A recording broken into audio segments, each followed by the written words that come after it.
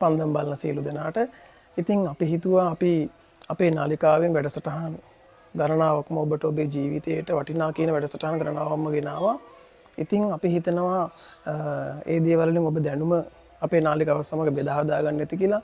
ඒ වගේම අපි ඇවිල්ලා ඔබත් එක්ක යම් යම් ස්ථානවලට ගිහිල්ලා වැඩසටහන් කිහිපයක් නාලිකාවෙන් පෙන්වන්න තීරණය කරා. ඉතින් අපි මුලින්ම හිතුවා මීට අවුරුදු කිහිපයකට පමණ පෙර ඊටාම පූජනීය මිනිස්සු හිතුව පැතුව පමණින් මිනිස්සුන්ගේ බලාපොරොත්තු ඉෂ්ට වෙන ස්ථානයකට ඕගොල්ලොත් එක්ක ගිහිල්ලා වැඩසටහනක් පෙන්වන්න අපි බලාපොරොත්තුවෙන් හිටියේ. ඉතින් අපි මීට අවුරුදු ගානකට කලින් කරපු බලාපොරොත්තුව අද අපිට ඉෂ්ට වුණා. මේ අපේ පිටිපස්සෙන් තියෙන අපේ බලාපොරොත්තු අපි වෙච්ච දේ.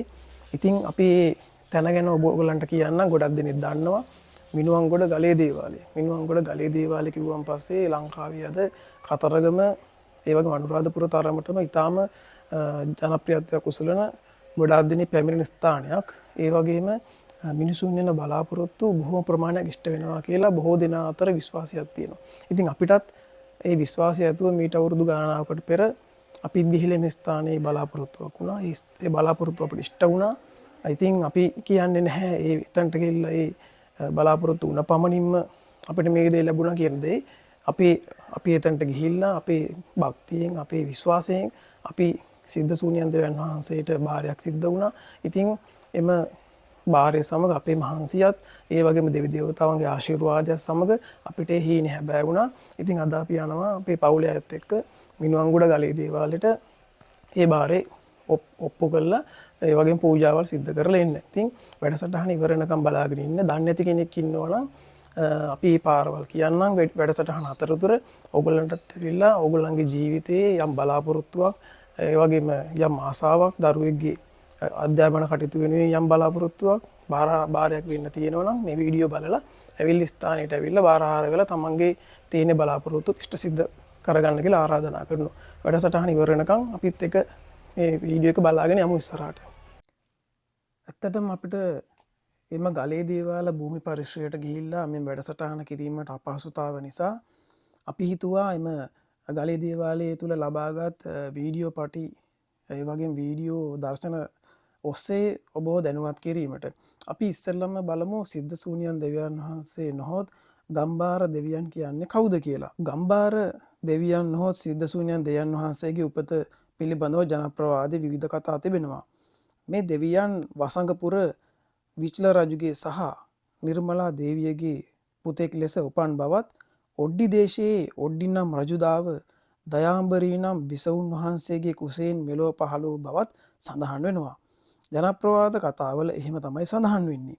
ඒ වගේම විශ්වාස කළ හැකි රසවත් කතා මෙම ගම්බාර දෙවියන් වහන්සේගේ කතා තුල අන්තර්ගත වෙලා තිබෙනවා.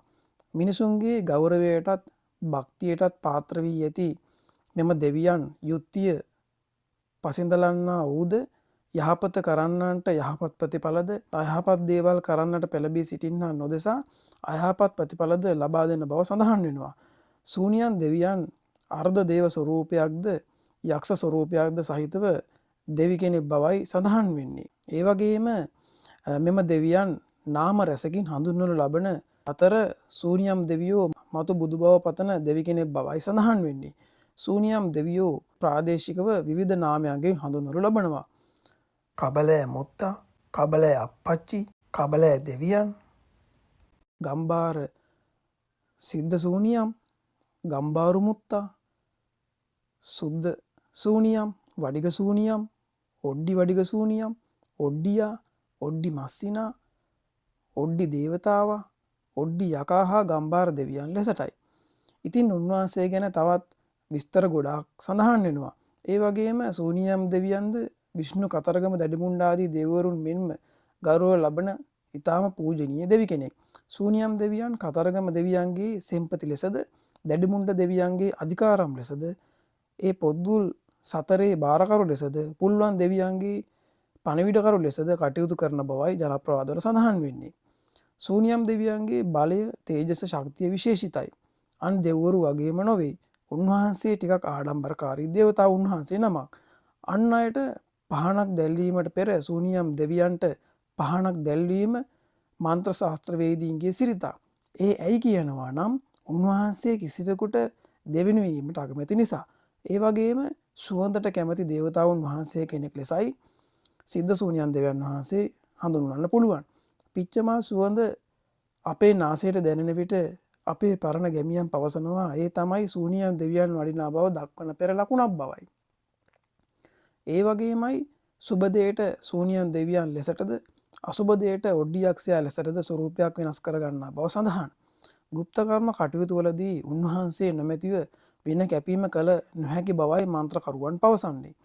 අදුරු ආරක්ෂාව වගේම ආතුරයන්ගේ ආරක්ෂාව උන්වහන්සේ සතු බැවින් ගුප්ත කර්ම කළ නොහැකි බවයි පැවසෙන්නේ. ඒ නිසාම උන්වහන්සේට ඇත්තේ විශේෂ ස්ථානයක්.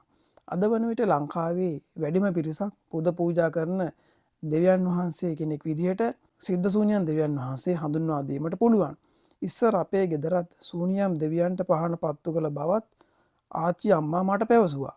මන්ත්‍ර විද්‍යාව දන්නා කෙනෙක් වේ නම් ඔහු හෝ ඇය සූනියම් දෙවියන්ගේ එක් මන්ත්‍රයක් හෝ කටපාඩම් කරගෙන සිටින බව නම් රහසක් නෙවෙයි.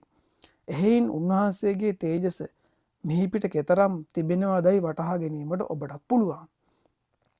සූනියම් දෙවිදුන්ගේ බැල්ම ආකර්ෂණය ඇති මන්ත්‍ර රාශියක් තිබෙනවා.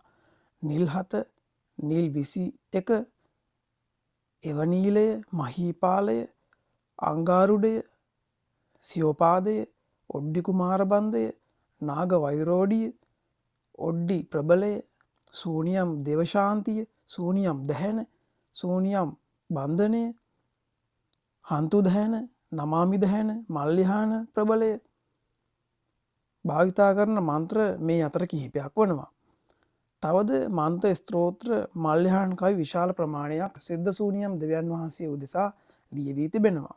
ඉතිං ඔබ මෙම ගලේ දේවාලයේ වඳින්න යනවා නම් ඒ වගේම සිද්ධ සූනියන් දෙවියන් වහන්සේ ඉදිරියේදී වඳින්න යනවා නම් ඔබට සිද්ධ සූනියන් දෙවියන් වහන්සේ පිළිබඳව යම් කිසි දෙයක් දැනගෙන සිද්ධ සූනියන් දෙවියන් වහන්සේ කියන්නේ කවුද කියලා අඳුරගෙන ඔබට සිද්ධ සූනියන් දෙවියන් වහන්සේ වන්දනාමාන කරන්න පුළුවන්.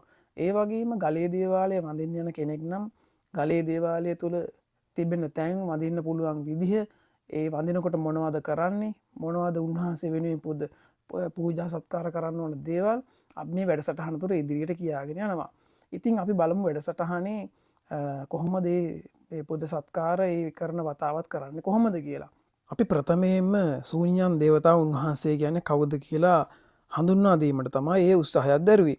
අපි අපේ වෙච්ච අපේ හිතෙන් වෙච්ච අපි භක්තියෙන් වෙච්ච ඒ බාරය ඉෂ්ට සිද්ධ කිරීමට අපි ප්‍රථමයෙන්ම පවුලේ ඉන්න සියලු දෙනාම පිරිසුදුව නාකියාගෙන පිරිසුදුව අපි අපේ ගමන අපි ගත්ත අලුතෙන් ගත්ත වාහනයෙන්ම අපි ඒ ශුද්ධ භූමියට පිරිසුදු දැනට ඒ ගලේ දේවාල භූමියට අපි ගියා.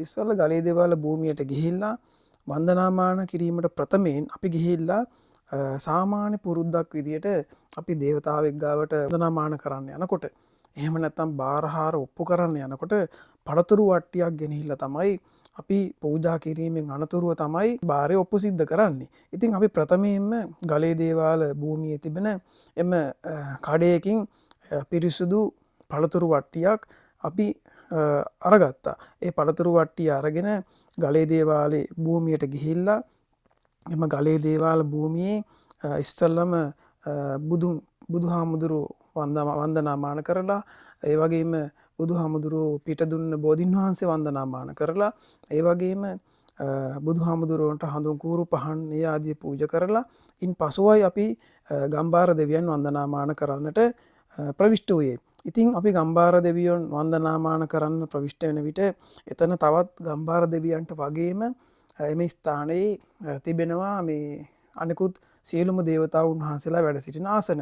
එම සියලුම දේවතුන් වහන්සේලා වන්දනාමාන කරලා ඊට පස්සේ ඉන් අනතුරුව අපි ගම්බාර අප්පච්චි වන්දනාමාන කිරීමට ගම්බාර අප්පච්චි වෙනුවෙන් ස්ථාපිත කරලා තිබෙන ඒ සුදු අශ්වයා සහ ඊට පස්සේ ගම්බාර අප්පච්චි වැඩ සිටින එම කුටියට ගිහිල්ලා එම කුටිය ගාව කරන්න විශේෂ දෙයක් තියෙනවා. ඒක ගලේ දේවාලේ යන ඕනෑම කෙනෙක් අතීතයේ සිටම කරගෙන එන සිරිතක්.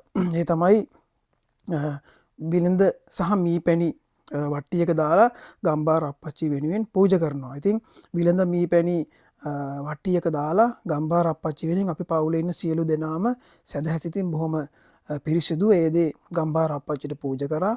ඒ වගේම බොහෝ පිරිසක් එතන ඇවිල්ලා ඒ ක්‍රියාව ඒ ආකාරයෙන්ම සිද්ධ කරනවා.